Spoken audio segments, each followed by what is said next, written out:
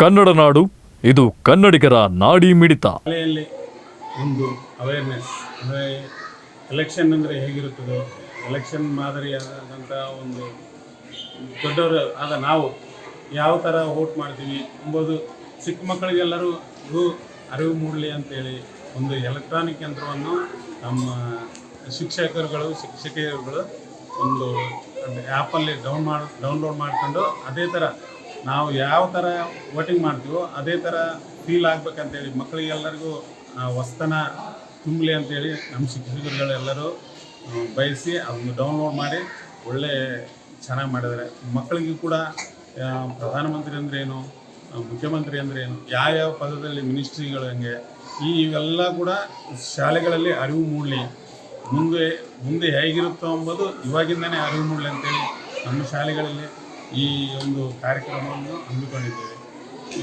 ಇದೊಂದು ಒಳ್ಳೆ ಮಕ್ಕಳಿಗೆ ಒಳ್ಳೆ ಗುಣಪಾಠವಾಗುತ್ತೆ ಅಂತೇಳಿ ನಾನು ಹಾರೈಸ್ತಿದ್ದೀನಿ. ಧನ್ಯವಾದ. ಟುಡೇ ಇನ್ ಅವರ್ ಸ್ಕೂಲ್, ಇವತ್ತು ನಮ್ಮ ಶಾಲೆಯಲ್ಲಿ ಮಕ್ಕಳ ಎಲೆಕ್ಷನ್ ಪ್ರಾಸೆಸ್ಸು ನಡೀತಾ ಇದೆ. ಈ ಮುಖ್ಯ ಉದ್ದೇಶ ಏನಂದರೆ ಮಕ್ಕಳಿಗೂ ನಮ್ಮ ರಾಜ್ಯಾಂಗ ಬಗ್ಗೆ, ನಮ್ಮ ದೇಶದಲ್ಲಿ ಎಲೆಕ್ಷನ್ ಹೆಂಗೆ ನಡೀತೈತೆ, ಯಾವ ಥರ ಪೋಸ್ಟ್ ಅಂದರೆ ದೇಶ ಥರ ಪೋಸ್ಟ್ ಇಟ್ಟಕ್ಕಾಗಲ್ಲ, ಬಟ್ ಮಕ್ಕಳ ಆ ಲೆವೆಲ್ಗೆ ಏನೇನು ಪೋಸ್ಟ್ ಅಂದರೆ head boy, head girl, sports minister, cultural minister, finance minister, ಮತ್ತು ಟೂರಿಸಮ್ ಮಿನಿಸ್ಟ್ರು, ಮತ್ತು ಅಸೆಂಬ್ಲಿ ಮಿನಿಸ್ಟರು, ಸೊ ಈ ಥರ ಬೇರೆ ಬೇರೆ ಪೋಸ್ಟ್ಗಳಿಗೂ ಮಕ್ಕಳಿಗೂ ಎಂಕರೇಜ್ ಮಾಡಿ ಅವರು ಎನ್ರೋಲ್ಮೆಂಟ್ ಮಾಡಿಕೊಂಡಿದ್ದಾರೆ, ಕಂಟೆಸ್ಟ್ ಮಾಡ್ತಾ ಇದ್ದಾರೆ. ಸೊ ಒಂದೊಂದು ಪೋಸ್ಟಿಗೆ ಮಿನಿಮಮ್ 3-4 ಮಕ್ಕಳು ಕಂಟೆಸ್ಟ್ ಮಾಡ್ತಾ ಇದ್ದಾರೆ. ಸೊ ಮತ್ತು first time in and around ಸಾಲಂಚಮರ ಡಿಜಿಟಲ್ ವೋಟಿಂಗ್ ಪ್ರಾಸೆಸ್ ಮಾಡಿದ್ದೀವಿ. ಟ್ಯಾಬ್ಸ್ ಮುಖಾಂತರ ಆ್ಯಪ್ ಡೌನ್ಲೋಡ್ ಮಾಡಿಕೊಂಡು ಅದರಲ್ಲಿ ಮಕ್ಕಳ ಹೆಸರು, ಅವ್ರ ಪೋಸ್ಟು ಮತ್ತು ಅವ್ರ ಫೋಟೋ ಫೀಡ್ ಮಾಡಿ ಅದು ಯಾವ ಥರ ವೋಟ್ ಮಾಡಬೇಕು ವೋಟರ್ಸ್ಗೆ, ಅಂದರೆ ಮಕ್ಕಳಿಗೆ 1 to 10th ಮಕ್ಕಳು ವೋಟ್ ಮಾಡ್ತಾಯಿದ್ರು, ಪ್ಲಸ್ ಟೀಚರ್ಸು, ಅಧ್ಯಕ್ಷರು, ಪ್ರಿನ್ಸಿಪಾಲ್ ಎಲ್ಲರೂ ಅವ್ರಿಗೆ ಯಾವ ಥರ ವೋಟ್ ಮಾಡಬೇಕಂತ ನಿನ್ನೆ ಎಲ್ಲ ಡೆಮೋ ಮಕ್ಕಳಿಗೂ ಟೀಚರ್ಸ್ಗೂ ಹೇಳ್ಕೊಟ್ಟಿದ್ವಿ. ಸೊ ಮಕ್ಕಳು ತುಂಬ ಸಂತೋಷದಿಂದ ಮುಂದೆ ಬಂದರು. ಅವ್ರಿಗೂ ಫಸ್ಟ್ ಟೈಮ್ ಡಿಜಿಟಲ್ ಮುಖಾಂತರ ಅವರು ಒಂದು ಉತ್ಸಾಹ ತೋರಿಸಿ ಈಗ ಎಲ್ಲರೂ ವೋಟಿಂಗ್ ಮಾಡ್ತಾಯಿದ್ದಾರೆ. ಒಂದು ಅರ್ಧ ವೋಟಿಂಗ್ ಮುಗಿದೋಯ್ತು, ಮತ್ತು ಇನ್ನೊಂದು ಅರ್ಧ ವೋಟಿಂಗ್ ನಡೀತಾ ಇದೆ. ಸೊ ಆದ ತಕ್ಷಣ ಇಮಿಡಿಯೇಟ್ ಡಿಜಿಟಲ್ ವೋಟಿಂಗ್ ಇರೋದಕ್ಕೋಸ್ಕರ ಇಮಿಡಿಯೇಟ್ ರಿಸಲ್ಟನ್ನು ಬಂದುಬಿಡುತ್ತೆ ಅದು.